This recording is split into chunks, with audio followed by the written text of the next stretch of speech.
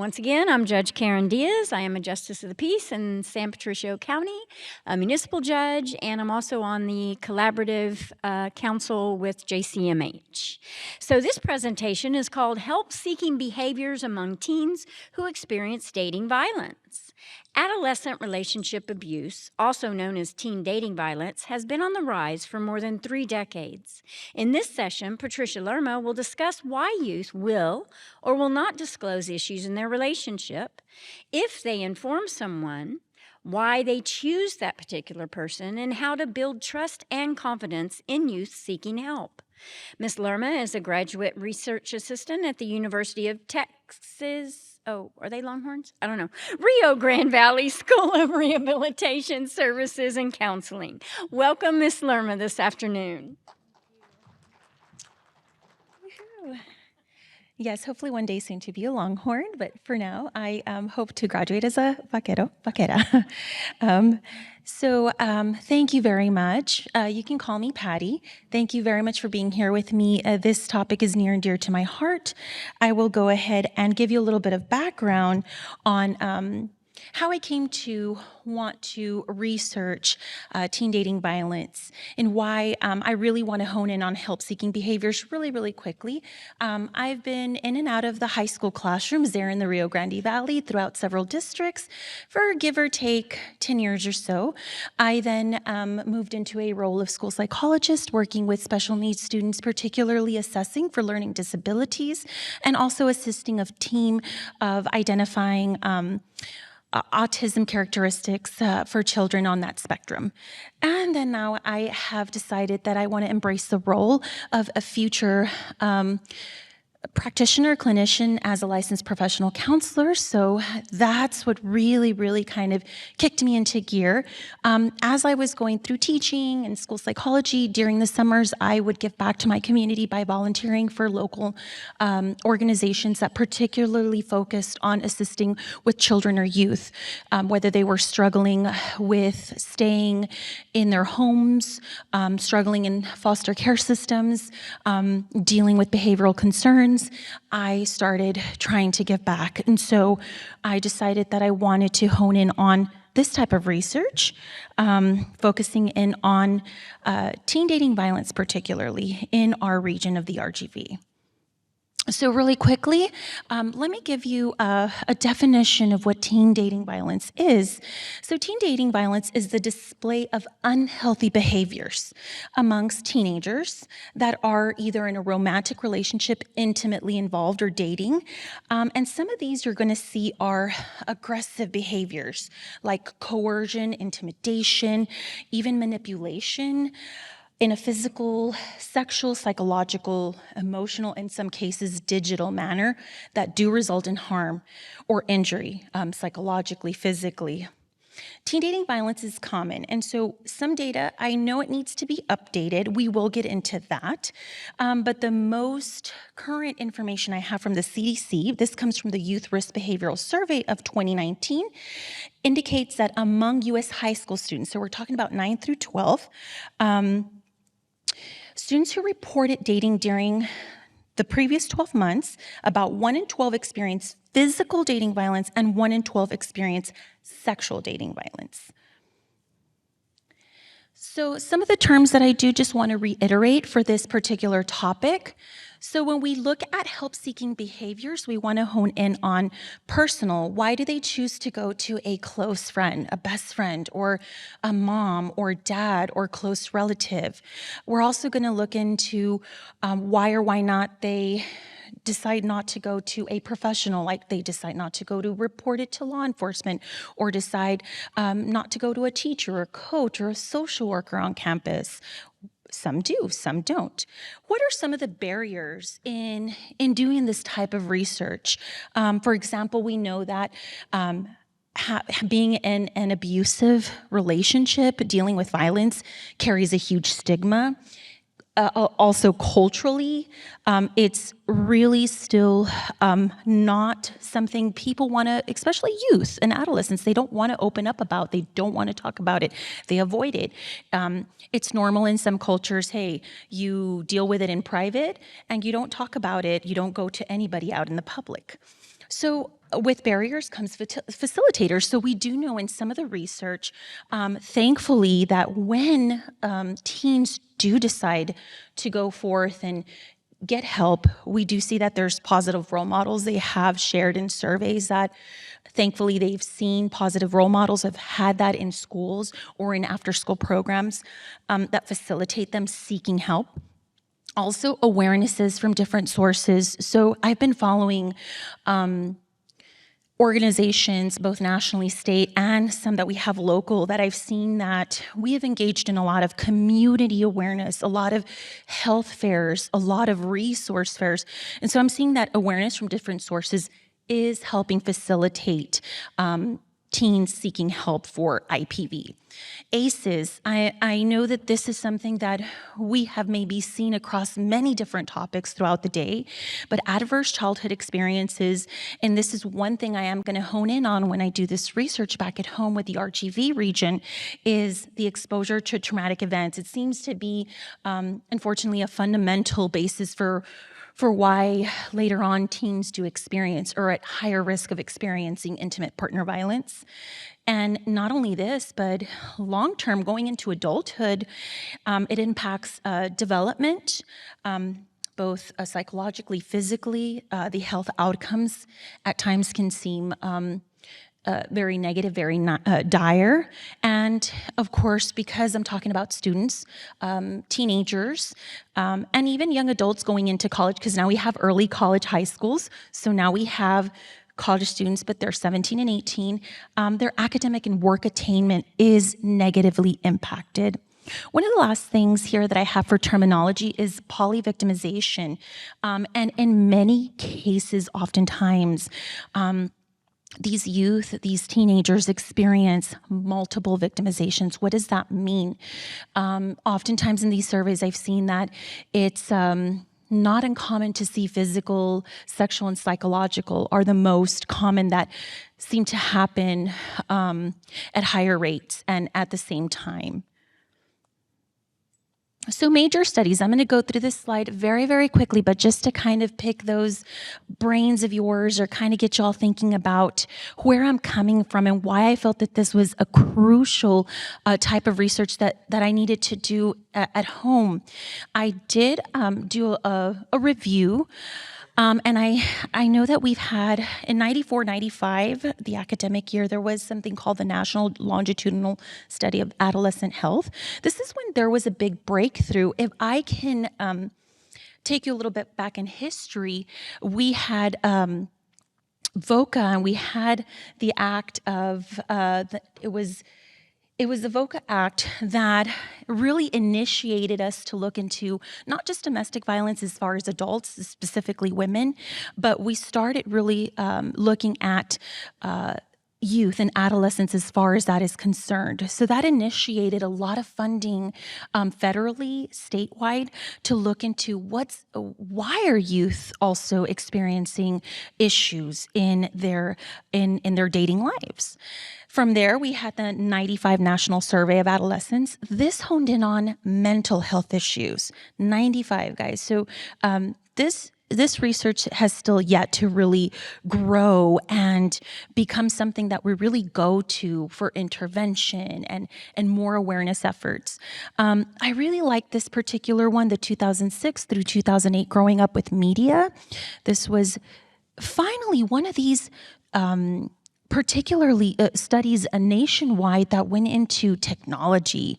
You know, we started seeing cyberbullying really get to a very concerning level. It became a trend. And so this particular study honed in on that and how it tied into going from cyberbullying to harassment to online stalking and so on. And then when it came to in-person exchanges, it got aggressive and it got violent. So this was a very pivotal study in that respect. Of course, we have the 97. So this went in different waves. I think it had several waves, 3 to 5 waves. This is called the NatSurv. It is the 97 through 2014 National Survey of Children's Exposure to Violence. It really honed in on ACEs. This is where we really put in the ACEs into play. Then we had recently another one called the National Survey of Teen Relationships, the STRIVE, or STRIV, through 2012 through 2021. And what I want to point out is, and I mentioned this as I've been going through my lit review, this was really honing in on risk and protective factors, prevalence and outcomes, and rates and the types of victimizations that adolescents were facing or were experiencing. So this is just me egging on and trying to get y'all to do a little bit of homework and join me in the research binge. But I thought I'd give you a little bit of a history as to why I'm wanting to engage in this type of research. Now, this one's a big one. I'm basing what I'm doing on this one, the Youth Risk Behavioral Survey. Most recent information did come out 2023. And just to go over those little clipboard points that I put in there. So this has been a national survey that has been conducted around the spring semester. So it's through the January through June of the odd numbered years. That's when this is being conducted throughout the United States in both public and private schools. The questionnaire is very lengthy. Believe you me, I'm going to try to really bring that down a notch or 2 or 10 when it comes to teens back in the Valley. As you know, you can't get them to sit through 50 to 60 minutes of algebra or biology. How am I going to get them to sit through an 87-question survey? So I'm going to work on that. There were 2 sample components. You always want to do a national representative, and then they actually honed in on a supplemental sample to increase the American Indian, Native American participants, which is good. Like, we needed that subpopulation. We need to see those numbers. And believe it or not, across the board, they got 20,103 usable surveys. And what I mean by the word usable is that oftentimes kids, obviously 87 questions, aren't going to finish. We're going to have incomplete surveys. But this number is quite telling. It's very impactful. And 155 schools across the nation participated. So now I'm going down, so follow with me. I'm going through like a funnel approach. So I went from the US and, I went nationally. So this is the US. So I started crunching the numbers. So these 6 are called the measures. These were the questions that were really asked. They wanted to know physical dating violence, sexual dating violence. The third one is very pivotal, sexual violence by anyone.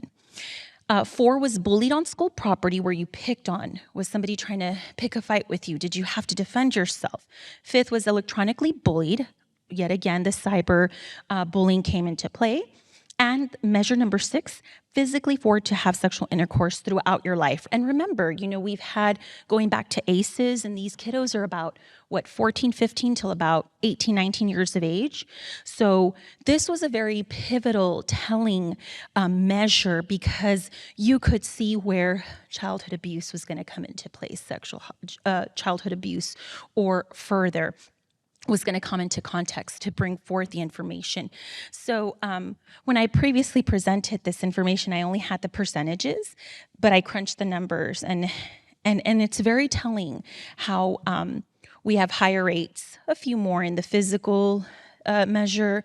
We have a certain number in number 2, the sexual dating violence measure, but I just wanted y'all to have that so you know what that entails out of the 20,103 surveys that were used.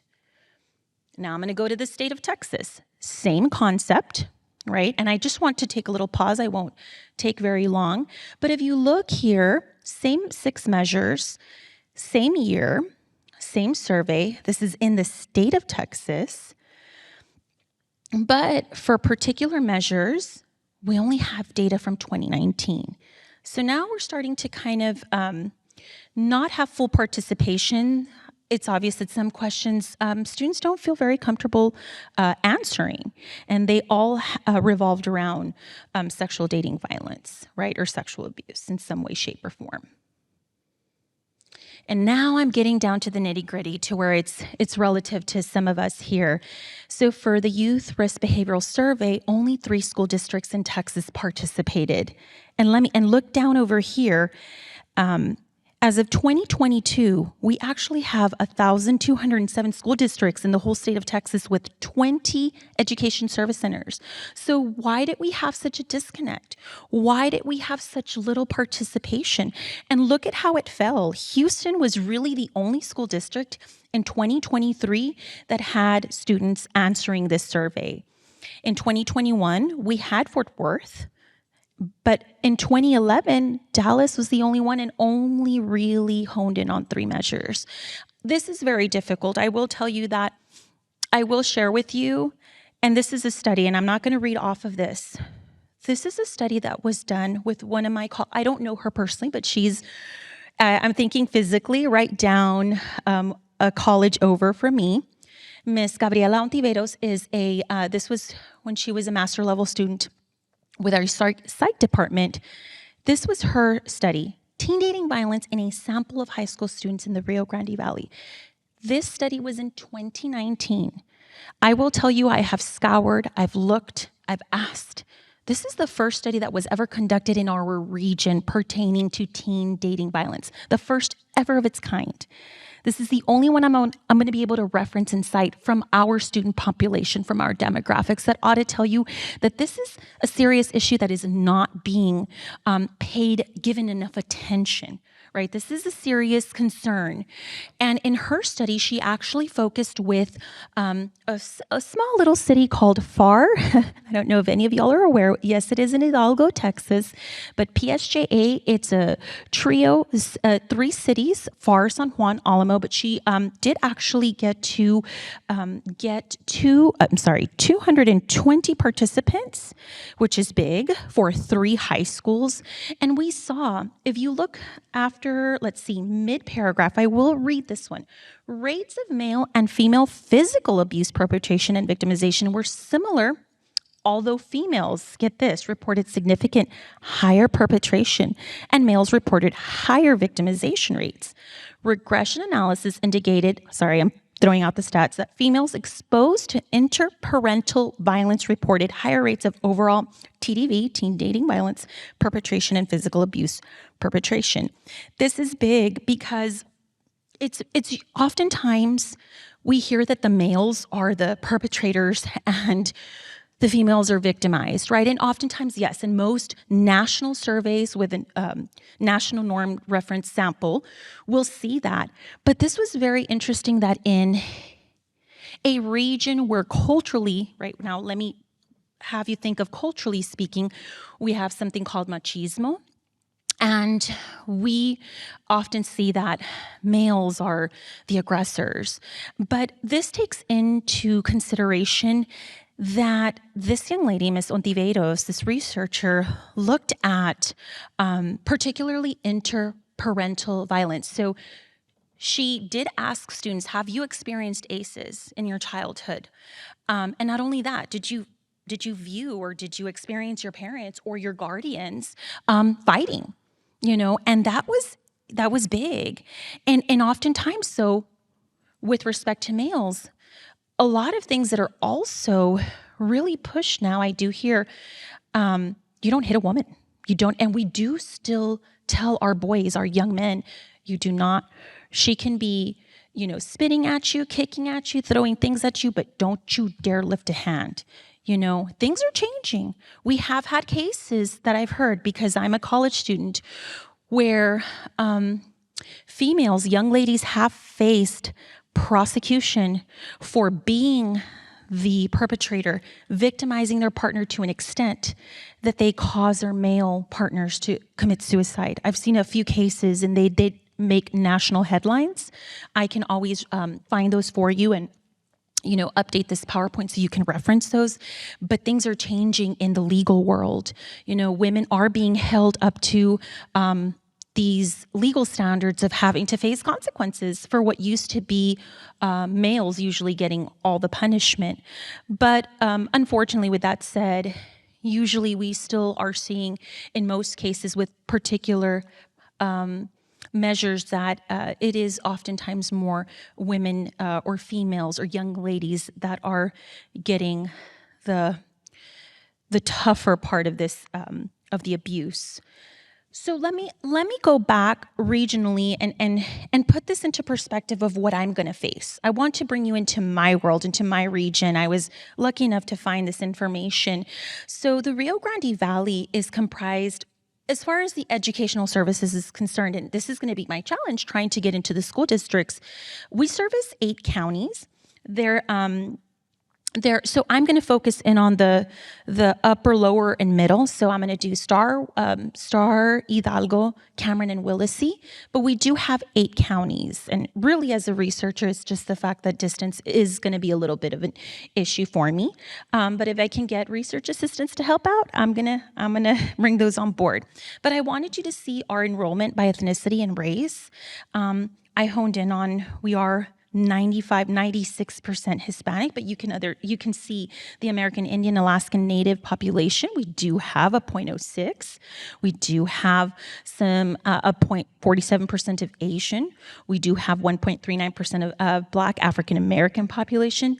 We have the Native Hawaiian Pacific Islander, 0.03. White, we have 2.03%, or 2 or more identifications of ethnicity or race. That's 0.17%. So this is, demographically speaking, it does serve the purpose to assist in other national efforts to combat this issue of teen dating violence. I think this is going to be sound research when it's all said and done. But this is the campuses is what I want you to see, where I will have to really exert some energy and try to get out there. We have 142 middle schools and 217 high schools. This should really help, ideally, right? In a perfect world for a researcher, I should be able to really get some sound information. I wanted to play, this is a video. Is there a way that I can play this from here? Let me, if I hit next, ooh, I think there it goes.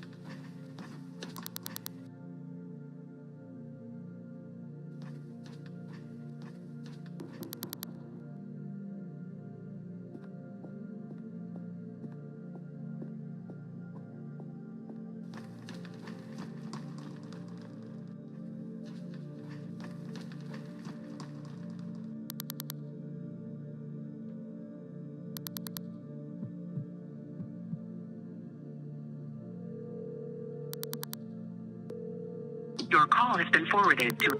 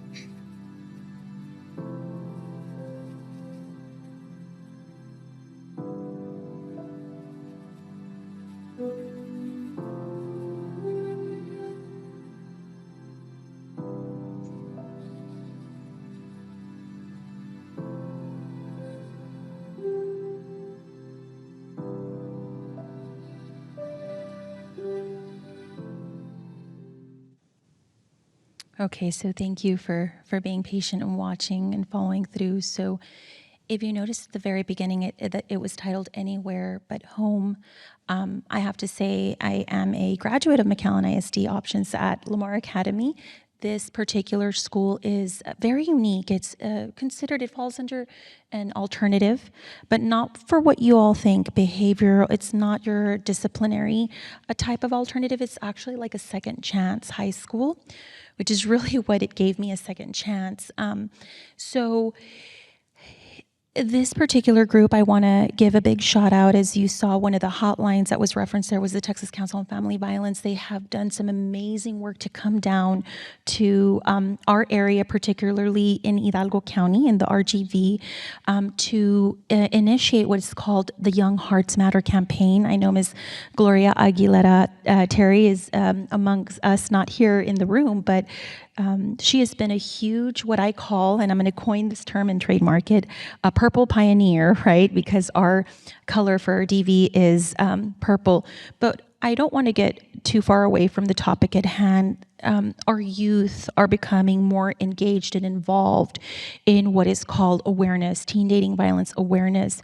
I know that it is one of these things that is very difficult. You know, adolescents are still developing. Adolescents are still dealing with their identity, their autonomy, but it is very crucial that we start to really pay attention to some of the things that are going on at school and at home. And if they are in our classrooms, they are in our soccer teams, in our swim teams, in our mariachi, in our band, that we just take a little moment to observe, to ask, because it just takes, hey, are you doing all right? Can I help you with anything? You've been a little withdrawn. You've been a little quiet. You know, you just seem a little different. It will make a world of difference.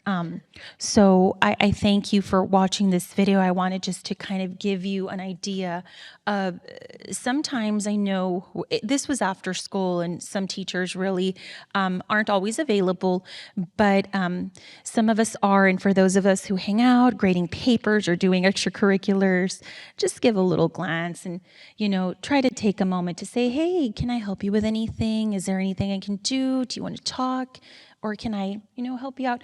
Thankfully, one big thing that we have moved to in a lot of RGV districts is to bring in now social workers. We've had them for quite some time. This particular school, Options at Lerma Academy, did have a social worker back when I was there.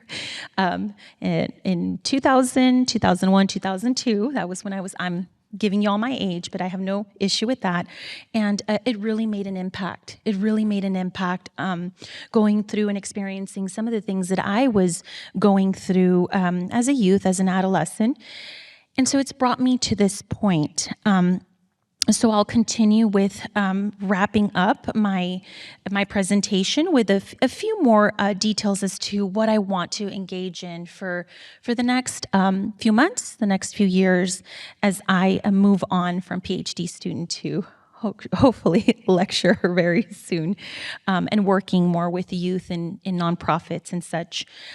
What I want to undertake is working, like I'd mentioned, with middle schools and high schools. Possibly also, don't forget that a lot of students remained in homebound status. They stayed at home after COVID. We still have some of those lingering. I know for reasons of disabilities, special circumstances, we do have our pregnancy programs have also lost a lot of funding. We had specific programs and they're just really depleting. So a lot of youth who are pregnant, which is a whole other social issue within the education realm, within the teen dating violence realm, they're homebound, but I would like to collect surveys from them too, collect, you know, some insight.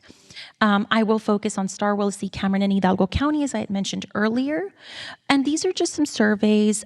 This is more of, you know, educational, more of the researcher, hat that I'm wearing, but these are some of the surveys I'm going to conduct. This particular one, the MARSHA, the measure of adolescent relationship harassment and abuse, is actually updated to include digital technology, stalking type of behaviors, things that really start to really take shape and really dip into that college level population. Of course, I'm gonna ask some questions on ACEs. The help-seeking behavior measures are going to be pivotal. That's really the fundamental basis of this particular study, and some demographics. Very important to get background on ethnicity. Some teens actually have jobs. This is interesting enough that we don't always consider them going through financial abuse as a issue, but it is, because some teenagers are taking on jobs, and that's another just easy way for perpetrators, for their partners to take advantage of them and exert, power and control. So that's going to be an interesting one for me to hone in on as well. But as I'm wrapping up, this is where I want some of y'all to engage with me and give me some feedback or some recommendations. So some intervention and prevention services that we do have established right now in the RGV. We have some law and justice systems. So it really starts by getting school district PDs involved, right? Initially, especially if it's a situation that happens at school, or if it's a situation that happened at a school event, they're going to get involved. But of course, it has to be sent over to the municipal courts, the city PDs. Ultimately, they need to take the case, because then it has to go from there to the DAs if there's sufficient evidence to carry it through. But what I do want to hone in on is we do have juvenile courts. Actually, we're known for having two. We have the Evans Juvenile Detention Center, which has, unfortunately, some of you may know, carried a lot of negative, it's had a lot of negative attention. We also have the other one, the Mario Ramirez Jr. Detention Center, that does some exceptional work in providing more than just, going through the system, getting probation. They actually have some really neat programs. You all may be aware, some of you all who are members of the commission, with a Judge Renee Betancourt from the 449th. She's actually really become a huge advocate, especially for the females who have gone through her court, to get help, not just for their legal issues, but for their family issues, for some of maybe relationship issues, for empowering them, enabling them to feel like, hey, I messed up, but I can still get ahead and move through this. And then we actually do have mental health courts. We have one unit, and then some of the other courts that are handling some of the felony cases have actually incorporated a mental health court aspect as well. We have at least 2 or 3 judges who are assisting one of our ADAs to get some of these cases, once they are adults, through the mental health court system.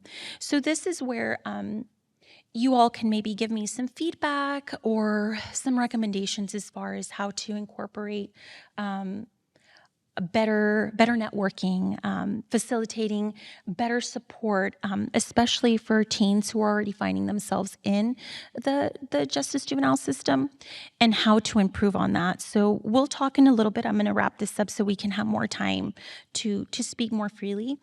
But what we do have at our RGV schools, the Education Service Center, so we have Region 1. We have actually hit the news several times for big funding. Big funding has trickled to our ESC, and it's really, really honing in on mental health. But again, we are, this particular commission is to hone in on the legal system. So my challenge to my peeps back home, right, my professionals, is how are we going to tie that into also remediating or trying to alleviate situations where it leads from school into, from the personal realm into the juvenile justice system. So let me tell you what we do have. We do have after-school programs. My children went to through something called Safe and Secure. They had after-school tutors that were actually aides They were paraprofessionals who stayed after school, got paid extra money, and they did after school programs with them and did homework with them. Very, very important. We have something called community in schools. These particular agencies, or this agency, works with Hidalgo and Cameron County. We have our Boys and Girls Club, which is tied to Parks and Rec. We do have that. That's very strong in the Valley. I know in these areas here, we still have YMCAs, so it's very similar to that. And mentors, sponsors, coaches, and liaisons. So I know sports are big. Sports are big in the Valley, and that's one thing I do want to tell you that really, if it weren't for some of my coaches when I was in high school, they wouldn't have detected some of the maybe personal issues, the social issues, behavioral issues that I was going through. So we can never, ever, count those people out. They are crucial in intervening when things may not be going okay with our adolescents, with our youth. These are some of the educational awareness initiatives I found across the state of Texas. Most of them are in the state of Texas, but some of them incorporate some, like we have curriculum and we have toolkits. Some of them are outside of Texas. Some of them are used throughout the U.S. and actually beyond. So this is where my educator hat comes in. But one of the things, so you all are like, well, how do you really tackle this issue without getting into, well, hey, we're not the parent, we're just the educator, or we're just the court professional, right? A lot of times now, what we have moved to do is incorporate some of these curriculums to be able to change behavior, change mentality, initiate and instill in these youth, hey, you have a voice, you can talk, you can share, you can open up. We're going to build trust, and we're going to also teach you how to engage, how to expect respect, as one of our curriculums is entitled, how to look for warning signs. So well, it's my left, but you're right, the curriculum column, these are all evidence-based programs. Then for districts who don't have, because we hear this all the time, we don't have the time, we don't have the money, we don't have the staff. It's always the case. We have what is called toolkits or action guides that are incorporated in a 1 week, like in just 1 week, in a short term, either a workshop, a short seminar, or conference, and all the, like I just mentioned, the Young Hearts Matter campaign a little earlier.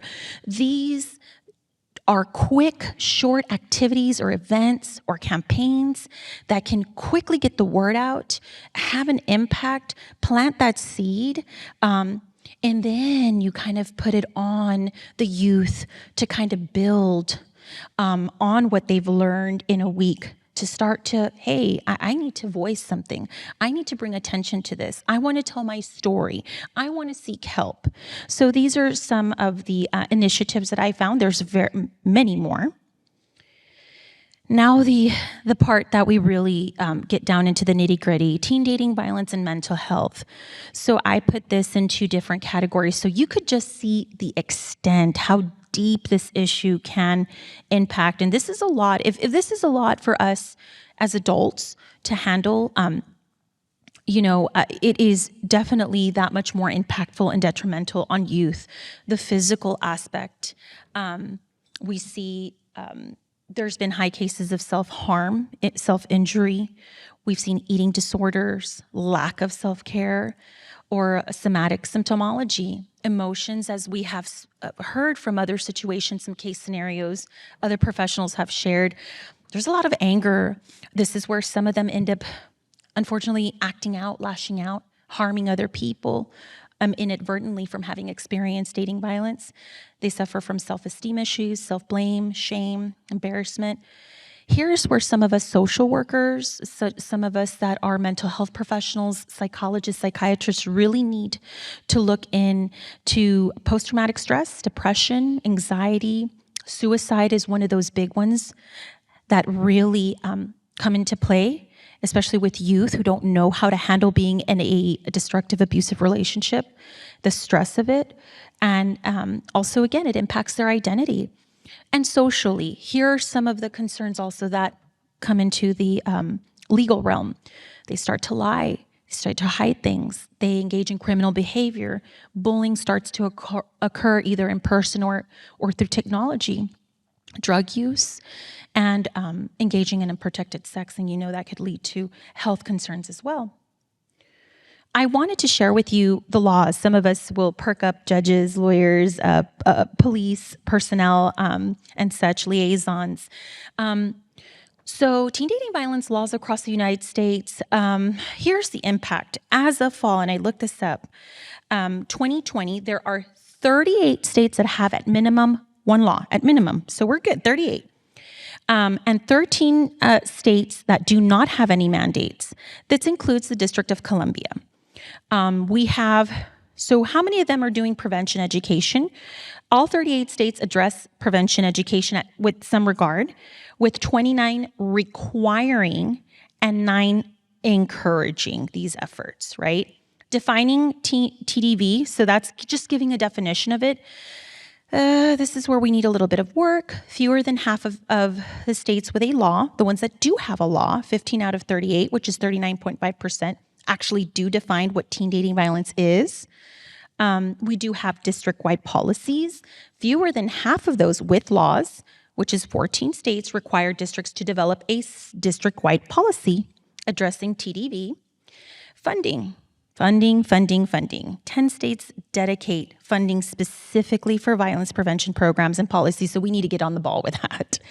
The consequences are that 12 states outline explicit consequences for not complying with the law. So with that said, I am going to, there's a map. I did go over the Texas Council on Family Violence, and this is the timeline of how the laws kind of played out and developed in Texas. But I wanted to share, as I conclude my presentation, the resources more than anything. I wanted to share that we have everything from federal to state. Hotlines are a crucial source to maintain privacy and confidentiality. This is very important. Resources for special populations, very, very important.